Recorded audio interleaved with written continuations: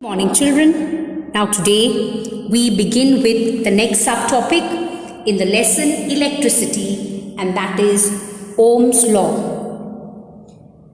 In the year 1827 there was a German physicist named George Simon Ohm.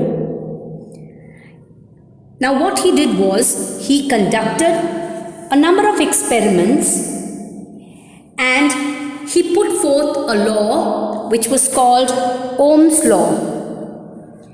And he found that as the potential difference increases in a circuit, the current that flows through the conductor also increases. So what he did in his experiments was he constructed a circuit like this. Now every circuit we know has a source of electric current, which may be a cell or a battery. So he used a cell like this. Now here there are many cells, but what he did was he used one cell. Each time he changed the potential difference by increasing the number of cells. Then in his circuit he used a resistor. He used an ammeter which measures the current flowing through the circuit. A key, which is a switch. When it is put on, the circuit is closed and current flows. When the switch is in the off position, the circuit is open and no current flows. And he used a voltmeter. A voltmeter basically measures the potential difference between these 2 points. Okay, so he constructed a circuit and he kept on increasing the potential difference. So first he used one cell, he put on the switch and he allowed current to pass. When he allowed current to pass, he noted down how much of current was flowing. He noted down the reading here. And then he noted down the reading on the voltmeter. He noted down the potential difference in volts. And then he added the second cell. He put 2 cells. When he put 2 cells, again he put on the switch. Again he measured the current flowing. When he put 2 cells, he measured the potential difference at that time. Then again he put off the switch. Then he used the 3rd cell. And again he took down the current and the potential difference.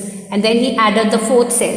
So each time he kept on increasing the potential difference. So first he put 1 cell, noted down the current and the potential difference. Second time he put 2 cells, noted down the current and the potential difference, and he repeated the same thing by putting 3 cells and then 4 cells. So as the potential difference kept on increasing, he found that the current also increased. Okay? And then he divided this potential difference by current, noted down the answer here. Again he divided this potential difference by the current in the second case, noted down the answer. And he repeated the same thing for the 3rd and the 4th, and he found that when you divide V, the potential difference, by the current I, the answer was the same. It was constant. So V divided by I was constant. Is that clear to all of you? So this is the experiment that he conducted.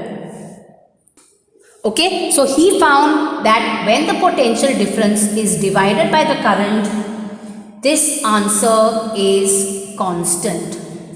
Is that clear? The answer remained the same. So he put forth a law which states that the current flowing through a conductor is directly proportional to the potential difference. That means if you increase the potential difference, current increases. If you decrease the potential difference, current flowing also decreases between the 2 ends of the conductor, provided the temperature remains the same. So after conducting the experiment, he found that V upon I, the potential difference divided by the current, is always constant. Greater the potential difference, more will be the current. Lesser the potential difference, less will be the current. Okay, so he put forth the law called Ohm's law, which states that the current flowing through a conductor is directly proportional to to the potential difference applied between the ends of the conductor, provided the temperature remains the same. So greater the potential difference, greater is the current. Lesser the potential difference, lesser will be the current. Is that clear? So V upon I is constant. So he called this constant as resistance. Okay? So he called this constant as resistance. He called it resistance. Now what is resistance? Now resistance, remember, is the property of any material, of any conductor to resist the flow of current or to oppose the flow of current, to oppose the flow of charges through it. So there are some wires which have more resistance. So that means they oppose more amount of current. They do not allow current to pass easily. There are some wires which have very less resistance. They hardly oppose, so they draw a lot of current. Is that clear? Now, resistance is denoted by the letter R. So, V upon I is equal to R. Is that clear to all of you? So, remember that when the resistance is more, the current will be less. These are inversely proportional. This is in the numerator, this is in the denominator. It's opposite. So when resistance is more, current is less. And when resistance is less, current is more. So greater the resistance, more will be the current.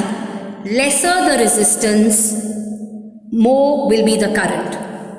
Okay, so more resistance, less current, less resistance, more current. Is that clear? Now, the unit of potential difference is volt. The unit of current is ampere. So, volt upon ampere is nothing but the unit of resistance, which is ohm. Okay? So, if the potential difference between 2 points in a circuit is 1 volt and the current flowing through that particular conductor, through that circuit, is 1 ampere, then the resistance of that conductor is said to be 1 ohm. Is that clear to all of you? The resistance is 1 ohm. So just remember that Ohm's law is a very easy law. It looks complicated, but it's not difficult. So what he did is he constructed a circuit, and in that circuit he put a source of electric current. He put a cell first. He used a resistor, he used an ammeter to measure current, he used a voltmeter to measure the potential difference between these 2 points, and a key or a switch to control the flow of current.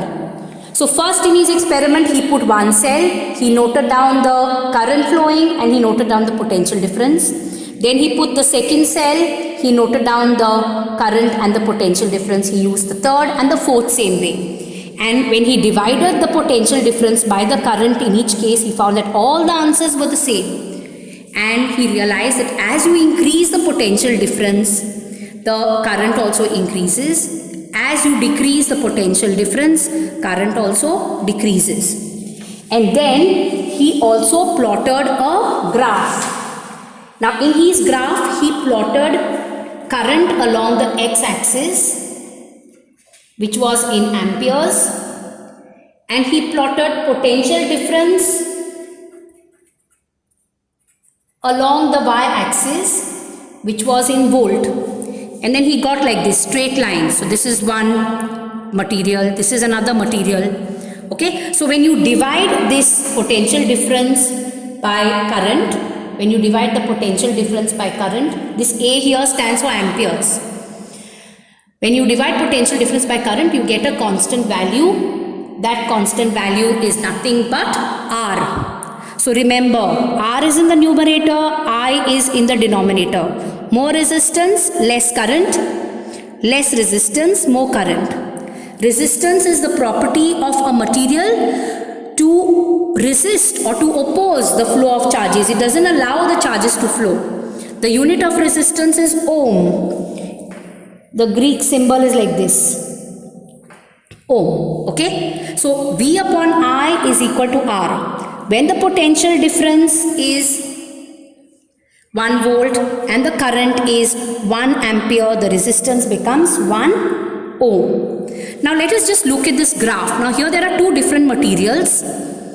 Now if you look at this graph, this is a graph of V upon I for B, and this is a graph of V upon I for A. Now if you look at both these, here the resistance is more, here the slope is more. So here in case of B, the resistance is more.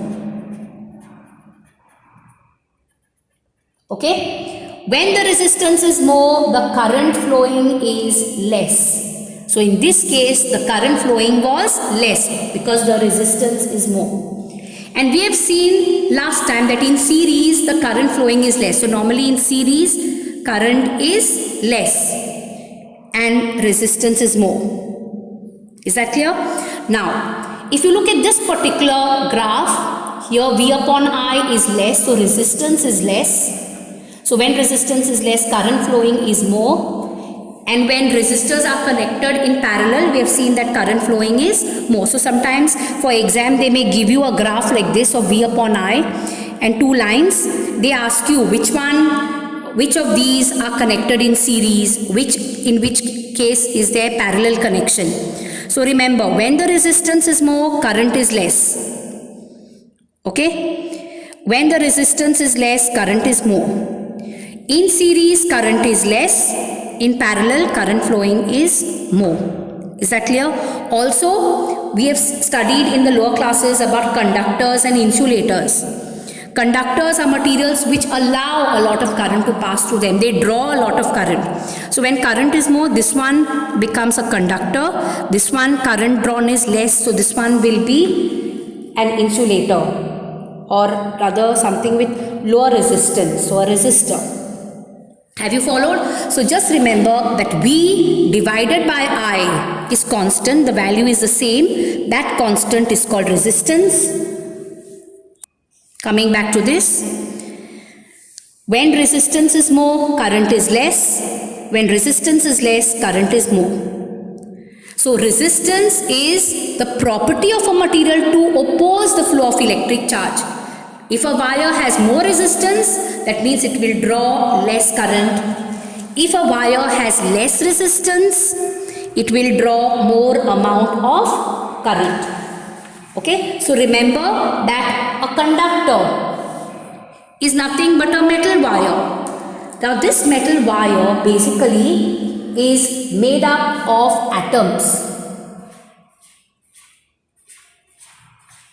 Okay, this wire is made up of atoms. So when electric current flows, these atoms oppose the flow of this electric charges. So electric current is a flow of electric charge. Electrons are flowing. So these electrons are negatively charged, which are flowing. So these atoms are opposing the flow of these electrons. So the motion of these electrons through this conductor is retarded. The motion becomes slow because these atoms are opposing the flow of electrons. Okay? Now any component, any material of a given size that has low resistance, it hardly opposes anything, will draw more amount of current and is called a conductor. Okay? So a conductor will have low resistance, so it will draw a large amount of current. Okay? So it's a good conductor. A conductor which is there, which has certain amount of resistance, appreciable amount of resistance, is called a resistor. And sometimes there may be an identical component, an identical material which offers high resistance, higher resistance. So when resistance is higher, that material is called a poor conductor. And when resistance is even higher, very very high, it is called an insulator. So insulator has the highest resistance. Slightly less than that is a poor conductor. Less than a poor conductor is a resistor, and which hardly has any resistance is a good conductor. So good conductors are materials which have very low resistance. They draw a large amount of current. They allow electric charges, electrons to flow through them very easily. Resistors are materials which have certain amount of resistance. Okay, they have appreciable resistance. When a component of an identical size offers higher resistance than a resistor, it is a poor conductor. And an insulator is a material which is of the same size like this, but it offers even higher resistance. It has the greatest resistance. Okay, so remember V upon I is constant. That constant is called resistance. More resistance, less current. Less resistance, more current. Resistance is the property of a material to oppose the flow of electric charges through it. So what is opposing? That material, remember, is made up of atoms. And when the electric charges, electrons are flowing, these atoms oppose the motion. They retard the motion of those electrons. So if they oppose too much, they hardly draw current. They are insulators. And if they hardly oppose anything, they draw a lot of current. They are good conductors. So you have good conductors which oppose the least. Then you have a little more which oppose a little more. That's resistor. Which oppose still more are poor conductors. And those which totally oppose, which have very high resistance, are called insulators. So in this part, what you have to know very well is the law. When you are stating the law, see that you do not forget to write provided the temperature remains the same. If you forget that, half mark is cancelled directly. That's one thing. Second thing is, you have to know what is resistance. Okay? You could also be given a graph like this. There are two materials here, A and B. You have to say which one is a conductor, which is an insulator. So the one which has a greater slope, this one has greater resistance. V upon I, potential difference upon current is resistance. So more resistance means less current. And then here, less resistance means more current. Is that clear? So if it draws more current, that means this one will be a conductor. If this one draws less current, it will be an insulator. Okay.